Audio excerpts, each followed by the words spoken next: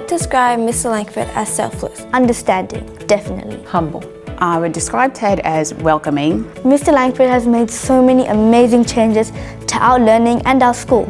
He always wants everyone to have an amazing time and do their best. Ted has created a warm and inviting learning culture at this school where teachers are willing to take risks and students are wanting to learn. He's created a beautiful sensory playground where the children love to spend time. I admire the fact that he's always talking to children and is very kind. He treats us like family because, well, we are. He's empowered the teaching, the learning of both teachers and students. And his inviting nature with the parent community has made this place one of a kind. The way he's able to form relationships with anybody who's around him, and he knows what's going on with each and every child in the school.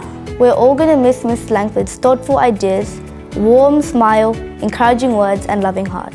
Honestly, I would miss everything about him. For me personally, I'll miss his friendship, but more importantly, his advice. As part of the leadership team, he's taught me that you must listen if you want to be heard. And one day I aspire to be like him. What I miss most about Ted is seeing him out on the playground every morning, seeing the children interact with him. I think it's really wonderful how much the kids respect him. Every time we have with Mr. Langford is really memorable. He's always standing on the bottom playground, watching the students with his hands behind his back, smiling. And that makes me really happy.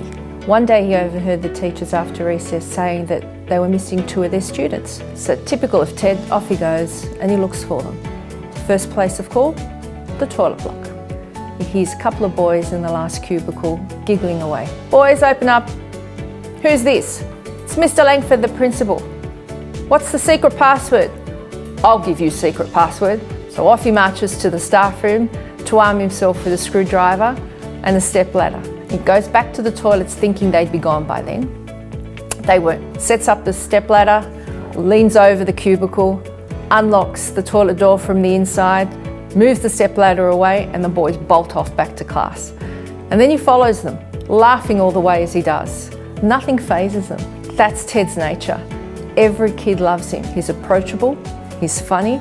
It's just like their dad out on the playground. Earlier this year, we realized my son was having some difficulties at school and outside of school.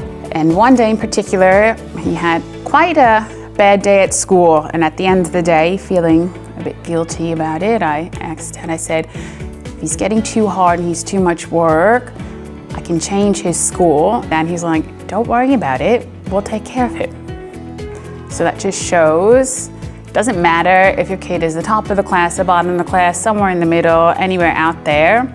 Ted doesn't care, and he just loves all of them. Mr. Langford, you have changed so many things in our school and you've brought it to life. And you're also responsible for all those amazing warm smiles you see stuck onto our faces. They're all because of you. I'd like to thank Mr. Langford for making school really fun and the place that's very enjoyable. As a parent, I would like to say thank you for letting my child come to your school.